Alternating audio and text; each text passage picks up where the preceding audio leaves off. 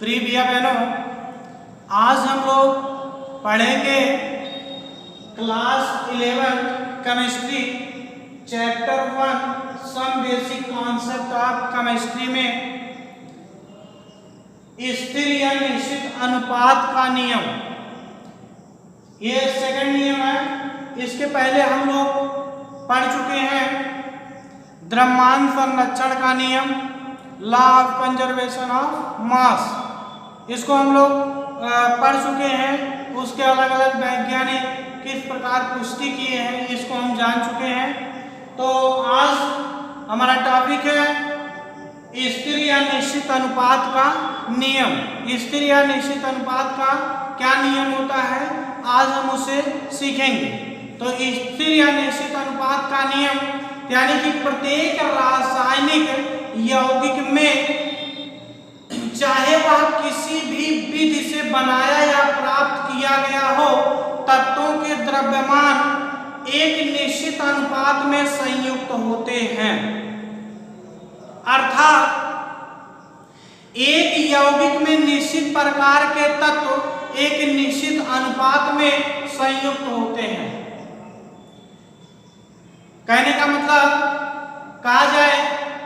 A pure chemical compound always contains same elements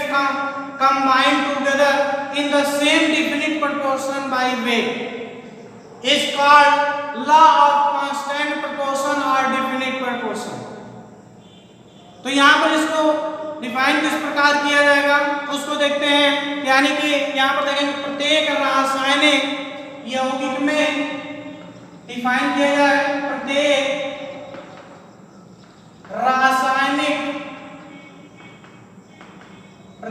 रासायनिक यौगिक में किसी भी रासायनिक यौगिक की बात किया जा रहा है। प्रत्येक रासायनिक यौगिक में चाहे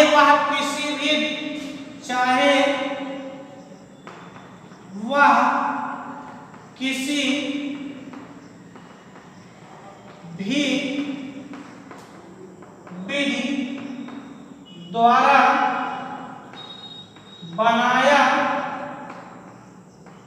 या प्राप्त किसी भी विधि द्वारा बनाया या प्राप्त किया गया हो,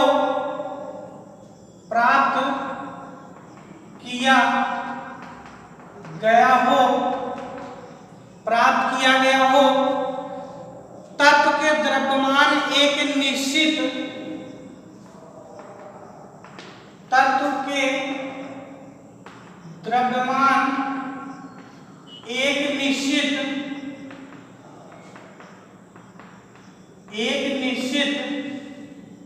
ध्यान देंगे,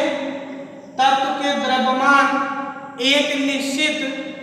अनुपात में संयुक्त होते हैं। अनुपात में संयुक्त होते हैं। अर्थात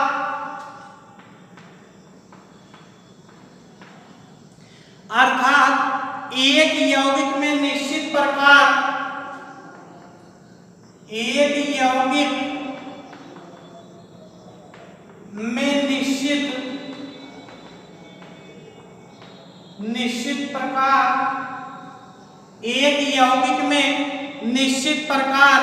के तत्व एक निश्चित अनुपात में संयुक्त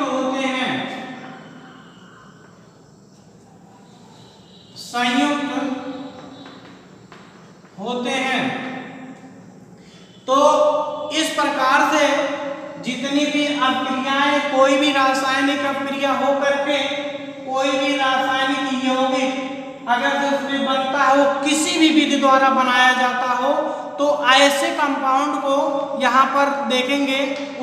उसमें एक यौगिक में यानी कि उस यौगिक में निश्चित प्रकार के तत्व एक निश्चित अनुपात में संयुक्त होते हैं। जैसे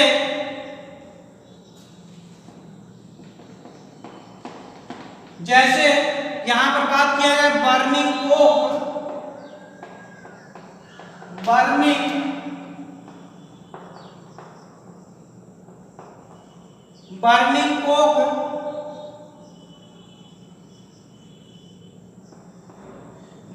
कोक इन एयर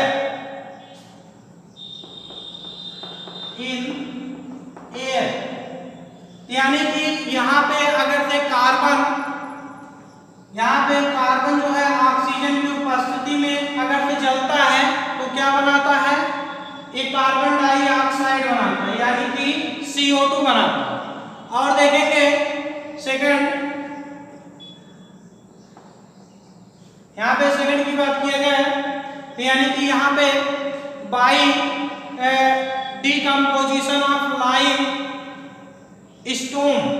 कह सकते हैं, वहां पे बाई डिकम्पोजिशन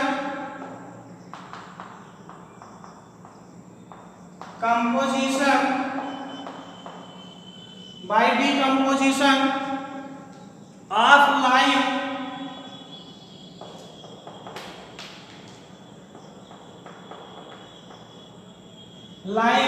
स्टोन, तो ये स्टोन्स हो गए आपके स्टोन्स, तो लाइम स्टोन्स को यहाँ पर कैल्शियम, इसको फार्मूला करके बात किया है कैल्शियम, यहाँ पे CaCO3, तो ऑन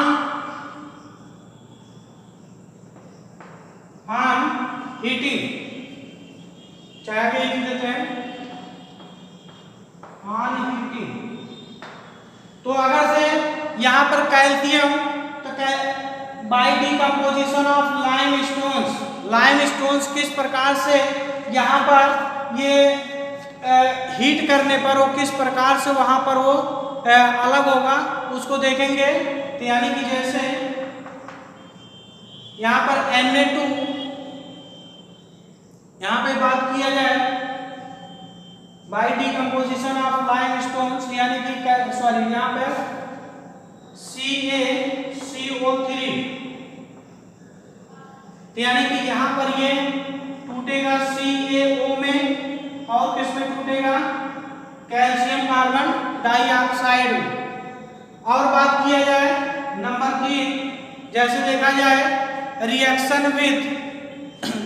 यहाँ पर देखेंगे reaction with dilute HCl washing soda जैसे Na2CO3, यहाँ पे Na2CO3 ये रिएक्शन को अगर से यहाँ पर कराया जाए HCl मॉलिक्यूल HCl से, यहाँ पर ये क्या बनाएगा, HCl से कराएंगे तो यहाँ पर NaCl और यहाँ पर H2O बनाएगा और देखेंगे यहाँ पे कार्बन डाइऑक्साइड यहाँ पर बनाएगा। तो यानी कि यहाँ पे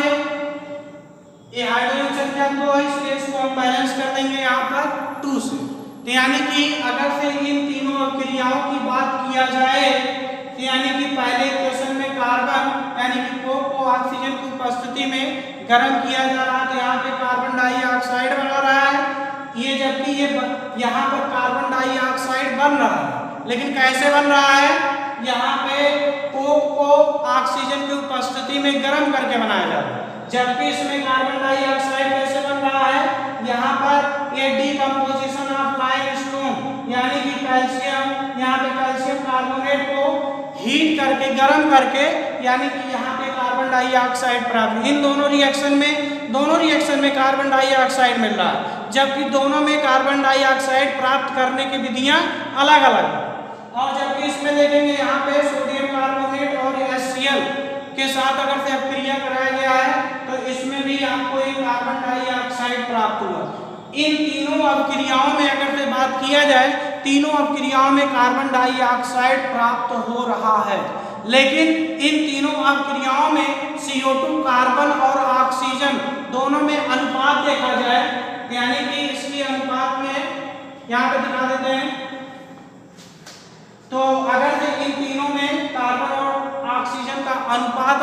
देखा जाए तो ये तीनों में अनुपात कितना हो जाएगा, तो कार्बन यानी कि कार्बन डाइऑक्साइड, तो कार्बन यहाँ पे कार्बन डाइऑक्साइड में कार्बन और ऑक्सीजन दोनों का अनुपात कितना हो जाएगा, कार्बन देखेंगे 12 अनुपाते यहाँ पे कितना हो जाएगा ऑक्सीजन, ऑक्सीजन यहाँ पर कितना हो जाएगा, दोनों का अनुपात कितना हो जाएगा 32, यानी कि यहाँ पे इसमें भी इस कार्बन डाइऑक्साइड में, इस कार्बन डाइऑक्साइड में, इस कार्बन डाइऑक्साइड, यानी कि तीनों भी अभिक्रियाओं में अगर से बात किया कार्बन और ऑक्सीजन का अनुपात कितना होगा, ये 16 अनुपात कितना हो जाएगा 32, या इसको अगर से और हम काट दें यानी कि कितना हो जाएगा 3 8 या 12, और यहाँ पर हो जाएगा कि इसको 3:8 के रेशियो में हो जाएगा, तो यानी कि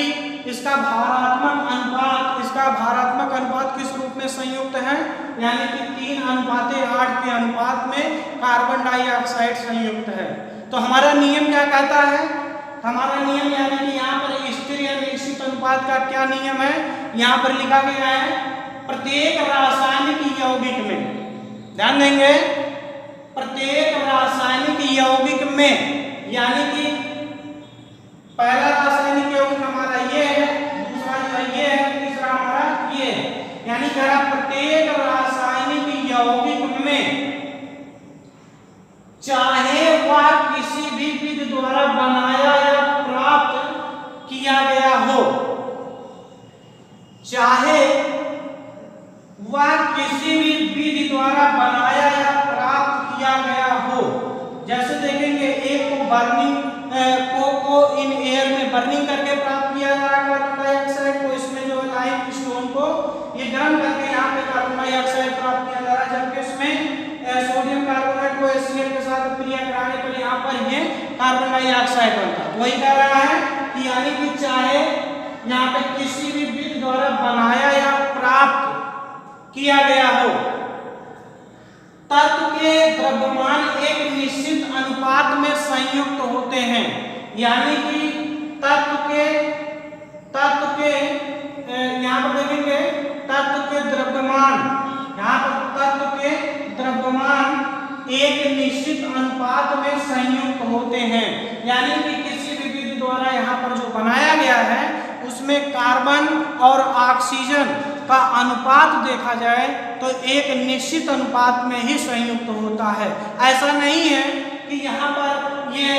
पहले अभिक्रिया में कार्बन और ऑक्सीजन का अनुपात कुछ अलग आ रहा है और दूसरे अभिक्रिया में उसका अनुपात कुछ अलग आ रहा है, तीसरे अभिक्रिया में उसका अनुपात कुछ अलग आ रहा है। तो यानी कि सभी अभिक्रियाओं में देखेंगे तो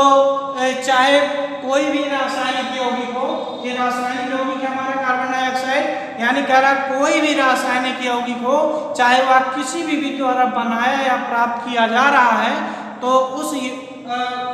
तत्व के द्रव्यमान एक निश्चित अनुपात में संयुक्त होते हैं। इस अनुपात को ही क्या कहा जाता है, स्थिर या निश्चित अनुपात का नियम कहा जाता है। तो इस प्रकार इस नियम की पुष्टि हुई। तो इसके नेक्स्ट आगे देखेंगे हम लोग पढ़ेंगे गुणित अनुपात का नियम। इस नियम को नोट करेंगे। नेक्स्ट अगला जो हमारा होगा क्या होगा, गुणित अनुपात का नियम।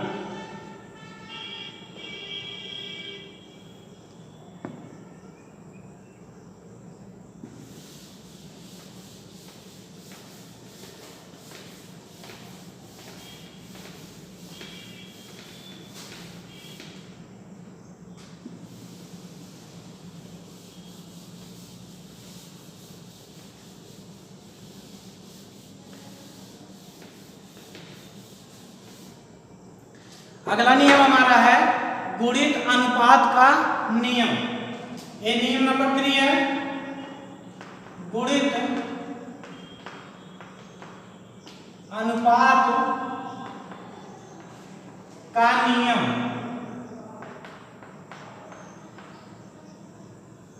इसको इंग्लिश में कहते हैं, ध्यान देंगे, गुणित अनुपात का नियम, law of multiple proportion. Law of multiple proportion.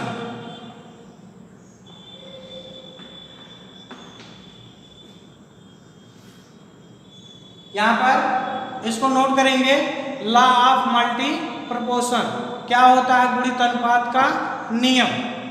तो इसमें इसको देखेंगे गुणित अनुपात का नियम क्या होता है। तो गुणित अनुपात का नियम देखेंगे 1803 में डाल्टन ने इसको प्रपोज किया था, इस नियम को। ये 1803 में गुणित अनुपात के नियम को डाल्टन ने दिया। तो इनके अनुसार क्या होता है, जब दो या दो से अधिक तत्व परस्पर रासायनिक संयोग करके एक से अधिक यौगिक बनाते हैं, तत्व के स्थिर द्रव्यमान तथा संयोग करने वाले दूसरे तत्व के द्रव्यमान में एक सरल गुणित अनुपात होता है। तो यानी कि कहा जाए, अगर से बोले तो यानी कि when two elements combine to forms or more than two compounds, तो then the mass of one of the elements which contains which forms masses of the either are in a simple whole number ratio। तो यानी कि अगर देखा जाए कि कोई भी जब दो या दो से अधिक तत्व परस्पर रासायनिक संयोग करके एक या एक से अधिक यौगिक बनाते हैं, तब एक तत्व के स्थिर द्रव्यमान तथा संयोग करने वाले दूसरे तत्व के द्रव्यमान में एक सरल गुणित अनुपात होता है। यानी कि जैसे इसको किस प्रकार डिफाइन किया जाएगा उसको देखेंगे। जब इसको परिभाषित करेंगे, जब दो या दो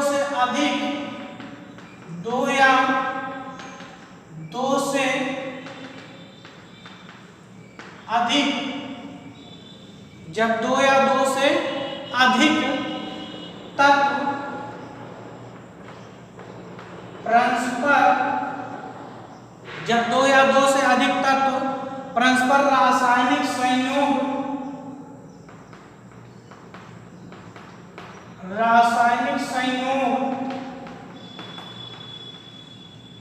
जब दो या दो से अधिक तत्व परस्पर रासायनिक संयोग करके एक से अधिक यौगिक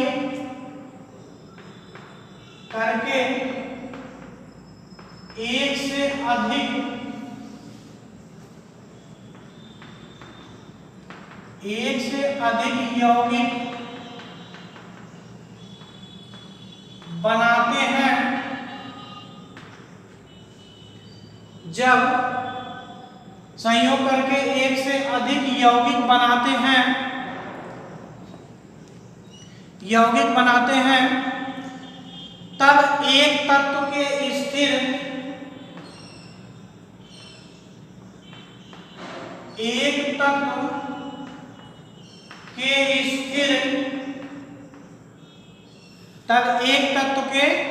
स्थिर जिसको कह सकते हैं समान द्रव्यमान तथा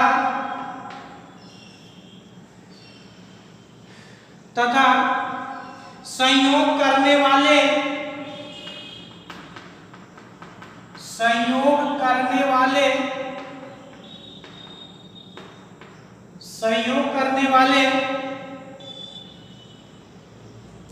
ध्यान देंगे यहाँ पे, संयोग करने वाले दूसरे तत्व के द्रव्यमान दूसरे तत्व के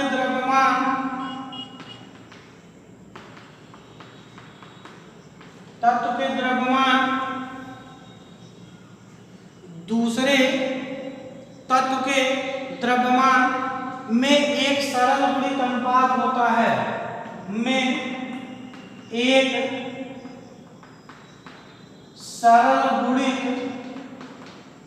अनुपात होता है,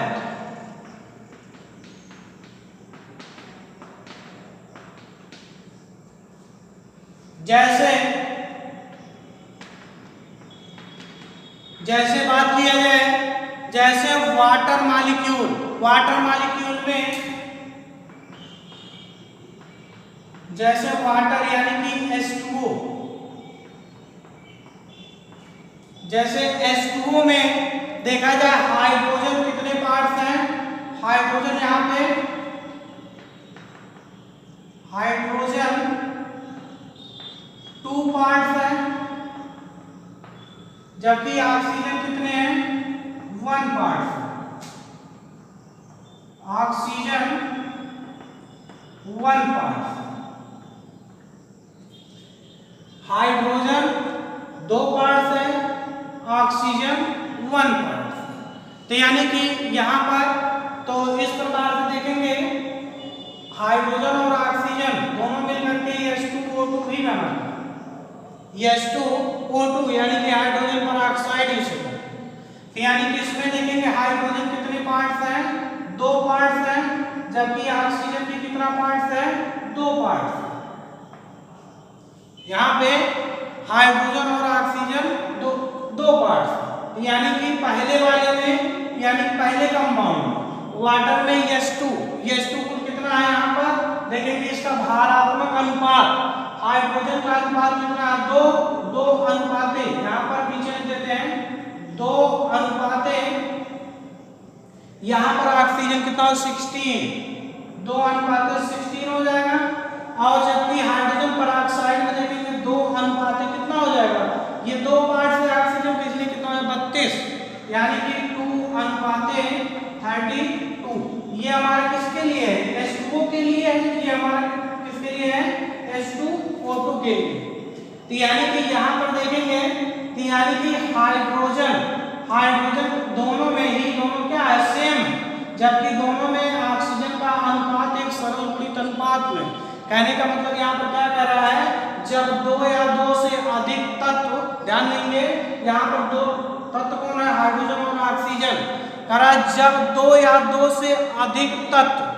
परस्पर रासायनिक संयोग करके एक से अधिक यौगिक बनाते हैं, यानी कि 2 तत्व परस्पर रासायनिक संयोग के द्वारा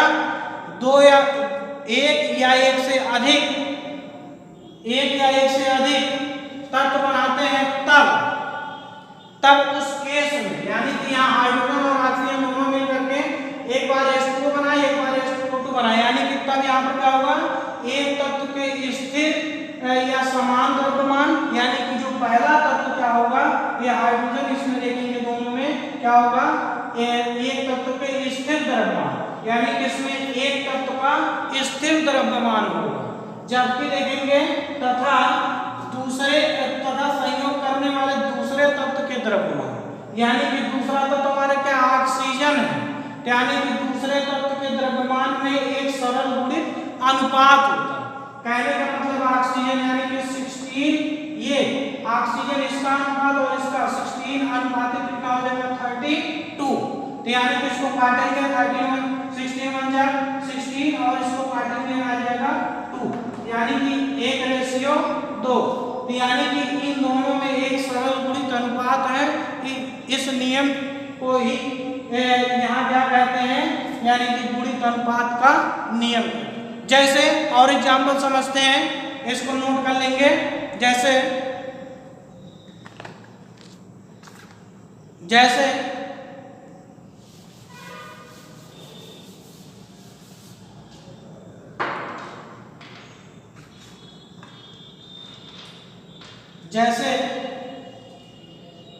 देखेंगे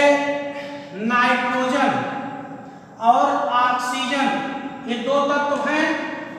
जब दो या 2 से अधिक तत्व आपस में रासायनिक संयोग करके 1 या 1 से अधिक रासायनिक यौगिक बनाते हैं, तो उस कंडीशन में एक तत्व के स्थिर द्रव्यमान तथा संयोग करने वाले दूसरे तत्व के द्रव्यमान में एक सरल गुणित अनुपात होता है। जैसे यहाँ पर नाइट्रोजन ऑक्सीजन से संयोग करके यहाँ पर क्या बनाता है N2O बनाता है, यहाँ पर क्या बनाता है N2O O बनाता है और नाइट्रोजन संयोग करके N2O2 बनाता है और नाइट्रोजन संयोग करके N2O3 बनाता है। यानी कि यहाँ पे नाइट्रोजन ट्राई ऑक्साइड और यहाँ पर देखेंगे ये N2O4 भी बनाता है, नाइट्रोजन टेट्रा ऑक्साइड और देखेंगे ये N2O5 नाइट्रोजन पेंटा ऑक्साइड भी बनाता है। कहने का मतलब इसमें देखेंगे N2O में इसमें कितने पार्ट्स नाइट्रोजन के हैं, इसमें 2 पार्ट्स किसके हैं, 2 पार्ट्स इसमें डालते हैं, 2 पार्ट्स नाइट्रोजन के और ऑक्सीजन के कुल कितने पार्ट्स हैं, 1 पार्ट, यानी कि ऑक्सीजन 1 पार्ट या पहले ही 1 पार्ट लिख देते हैं, 1 पार्ट ऑक्सीजन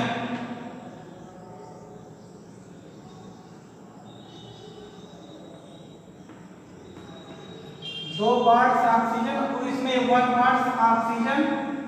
और इसमें देखेंगे N2O2 में यहाँ पर नाइट्रोजन, इसमें देखेंगे N2O2 में नाइट्रोजन 2 पार्ट्स किसके हैं, नाइट्रोजन के और जबकि देखेंगे ऑक्सीजन इसमें कितने पार्ट्स हैं, 2 पार्ट्स हैं किसके, ऑक्सीजन के और इस तीसरे में देखेंगे यहाँ पर क्या हो जाएगा, ये 2 पार्ट्स किसके हैं, नाइट्रोजन के हैं और 3 पार्ट्स किसके हैं, ऑक्सीजन के। ऐसे ही नाइट्रोजन क्या है, इसमें 2 ही पार्ट्स हैं, इसमें 4 पार्ट्स हैं और इसमें देखेंगे 2 ही पार्ट्स हैं, इसमें ये हो जाएगा ऑक्सीजन का इसमें 5 पार्ट। कहने का मतलब देखेंगे जब दो तत्व यहाँ देखेंगे जब 2 या 2 से अधिक तत्व परस्पर रासायनिक संयोग से, यानी कि जब दोनों रासायनिक या 2 या 2 से अधिक तत्व, यानी कि यहाँ पर 2 तत्व लिए हैं, क्या लिए हैं, नाइट्रोजन और ऑक्सीजन, जब 2 तत्व रासायनिक संयोग द्वारा 2 या 2 से अधिक तत्व बनाते हैं, यानी कि यहाँ पर 2 या 2 से अधिक नाइट्रोजन ऑक्सीजन मिल करके कुल यहाँ पर इतने कंपाउंड्स बनाए हैं, यहाँ पर कुल इतने कंपाउंड्स बने हुए हैं, तो 2 या 2 से अधिक कंपाउंड्स यहाँ पर बने हुए हैं जिसमें देखेंगे N2O में यानी कि क्या हो जाएगा, 2 पार्ट्स नाइट्रोजन के हैं और जबकि 1 पार्ट ऑक्सीजन के हैं, जिसमें और नीचे वाले में देखेंगे इसमें 5 पार्ट ऑक्सीजन के हैं। तो इसलिए यहाँ पर अगर से आप ये तो आप वही कह रहा है, यानी कि यहाँ पर परस्पर रासायनिक संयोग करके 1 से अधिक यौगिक बनाते हैं, तब एक तत्व के स्थिर द्रव्यमान, ये आपका क्या हो जाएगा, ये आपका स्थिर है, कांस्टेंट है, यानी कि सभी का कितना हो जाएगा 14 और जबकि इसमें देखेंगे इसका क्या हो जाएगा, यहाँ पर ऑक्सीजन के लिए, इस ऑक्सीजन के लिए कितना हो जाएगा 16 हो जाएगा और इसके लिए कितना हो जाएगा 32 हो जाएगा और इसके लिए हो जाएगा 48 हो जाएगा, इसके लिए 64 हो जाएगा और इसके लिए 80 हो जाएगा। तो यानी कि यहाँ पर जो एक तत्व के यहाँ पर एक इस कह रहा है, तो एक तत्व का यहाँ पर स्थिर द्रव्यमान है, जबकि दूसरा तत्व संयोग करने वाला एक निश्चित गुणित अनुपात में संयुक्त है। कहने का मतलब यहाँ पे ये अगर इसको अनुपात में देखा जाए 16:32 यहाँ पर 48:64:80, यानी कि यहाँ पर इसको अगर से काटे तो यानी कि 1:2:3:4:5, यानी कि इस प्रकार से गुणित अनुपात के नियम की पुष्टि होती है। यानी कि यहाँ पर जिस प्रकार से सभी यौगिक में यहाँ पे नाइट्रोजन का देखेंगे सभी में एक निश्चित अनुपात है, जबकि यहाँ पर जो ये ऑक्सीजन दूसरा तत्व संयोग करने वाला तत्व जो है ये अलग अलग में देखेंगे एक निश्चित अनुपात में संयुक्त है। तो इस नियम को हम लोग क्या बोलेंगे, गुणित अनुपात का नियम कहते हैं, जिसको इंग्लिश में लॉ ऑफ मल्टीपल प्रोपोर्शन कहते हैं। इस नियम को डाल्टन ने दिया था